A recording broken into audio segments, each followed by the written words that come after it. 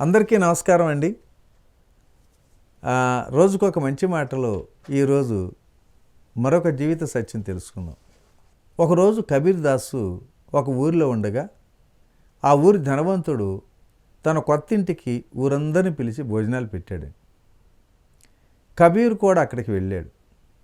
ఆ ఇంటి యజమాని అందరికీ నమస్కరిస్తూ, నేనెంతో ధనాన్ని వెచ్చించి ఈ పెద్ద ఇల్లు కట్టుకున్నాను.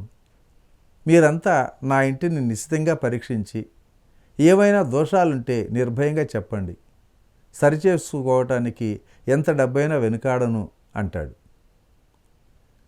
అక్కడికి వచ్చిన వాళ్ళలో కొందరు వాస్తు పండితులు కూడా ఉన్నారు.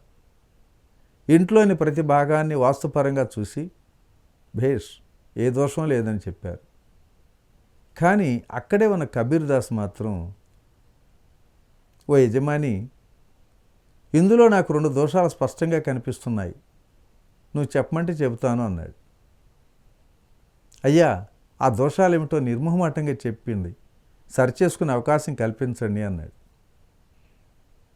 అప్పుడు కబీర్ అన్నాడు, 1, ఈ ఇల్లు ఎంతకాలం ఇలాగే ఉంటుందో నీకు తెలుసా అని ప్రశ్నించాడు.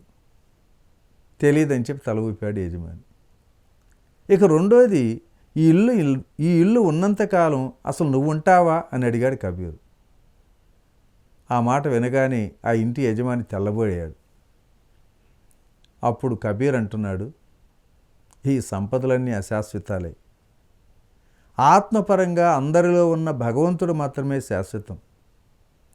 ఈ విషయం తెలుసుకొని మొదట నిన్ను సరిదిద్దుకో, అప్పుడే నువ్వు తరిస్తావు.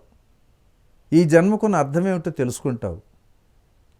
మానవులంతా గొర్రెల వలనే ప్రవర్తిస్తూ పుట్టటం గిట్టడం కోసమే అనుకుంటున్నారు తప్ప పుట్టటం గిట్టటం మధ్య ఉన్న జీవితాన్ని ఎలా గడపాలో కూడా ఆలోచించటంలా అని చెప్పి అందరితో కలిసి భోంచేసి అక్కడి నుంచి వెళ్ళిపోయాడు.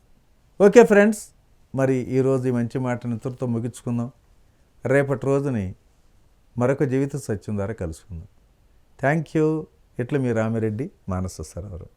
ఉన్న స్థితి నుంచి ఉన్నత స్థితికి తీసుకువెళ్లే మార్గాన్ని సూచించే అద్భుతమైన కార్యక్రమాలను అందిస్తున్న PMC ఛానల్ కు మీ వంతు సహకారాన్ని అందించండి. The PMC trust. Google pay, phone pay number 8977009932.